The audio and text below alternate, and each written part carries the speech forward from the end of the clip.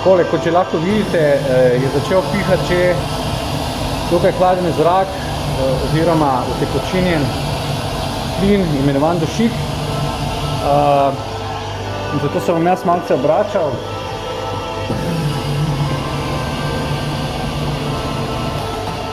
Trenutne stopinje kažejo minus 124, moram povedati, da neke hude reakcije naenkrat za telo še ni.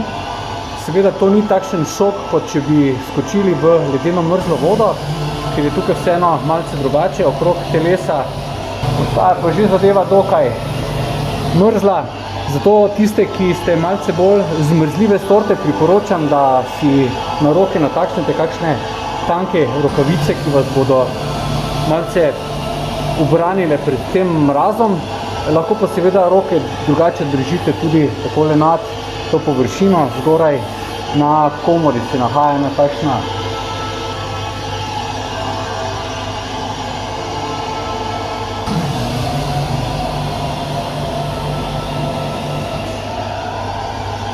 vse skupaj traja že dobre 2 minute in pol. In mislim, da se bo počasi zadeva zaključila.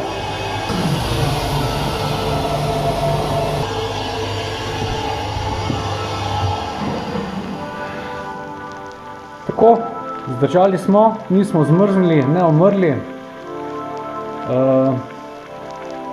Kaj več o tem, kakšen vpliv ima komora na telo in kakšni so bili moji občutki danes tukaj, lahko pa seveda berete na mojem blogu in pa spletni strani www.ultrarobert.si. Jaz se zahvaljujem ekipi Bodyfita, ki so me tukaj gostili in me bodo še kar nekajkrat.